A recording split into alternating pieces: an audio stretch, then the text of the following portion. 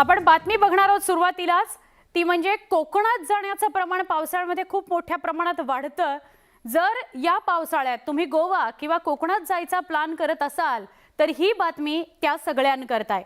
कारण मुंबई गोवा महामार्गावरील रत्नागिरी जिल्ह्यातल्या भोसते घाट आणि परशुराम घाटात सध्या धोकादायक चित्र आहे। रस्ता धोकादायक आहे। परशुराम घाटाच्या दुरुस्तीचं काम अवघं 60%च झालंय। पावसाळ्यात हा घाट पुन्हा कोसळून दुर्घटना घडू शकते अशी भीती आहेच।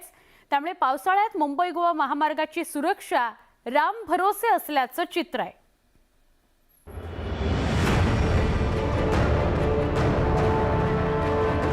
मुंबई गोवा महामार्गावरचे अत्यंत महत्त्वाचे दोन घाट भोसते घाट आणि परशुराम घाट। पण पावसाळ्यात या दोन्ही घाटांमधून प्रवाशांना जीव मुठीत घेऊन प्रवास करावा लागणार आहे। कारण गेल्या वर्षी महामार्ग चौपदरीकरणावेळेला कोसळलेल्या परशुराम घाटाच्या दुरुस्तीचं काम अद्यापही अपूर्णच आहे। पावसाळा तोंडावर आलेला असतानाही केवळ 60%च काम झालंय। त्यामुळे पावसाळ्यात या घाटात खोळंबा होण्याची शक्यता वर्तवली जाते।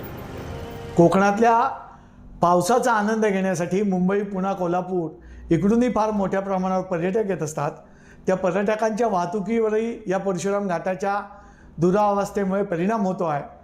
तेव्हा नॅशनल हायवेच्या अधिकाऱ्यांनी तातडीनं कमीत कमी दिवसात पाऊस सुरू होण्यापूर्वी या विषयाकडे बघावं आणि चांगली वाहतूक सुरू राहील यासाठी प्रयत्न करावेत। ज्या पद्धतीनं घाटाच्या वरच्या बाजूला म्हणजे परशुराम गावाच्या बाजूनं जिथं घाट कटिंग होतंय, उत्खनन होतंय, हे जर बघितलं तर अत्यंत गंभीर अशी परिस्थिती वाटते, भीती वाटते।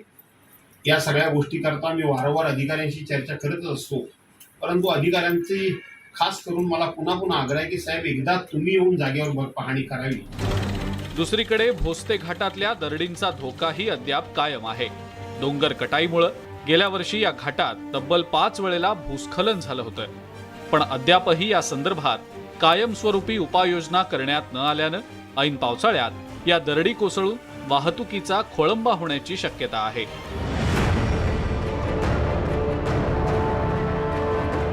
पावसाचा आनंद लुटण्यासाठी लाखो पर्यटक पावसाळी पर्यटनासाठी कोकणात येतात।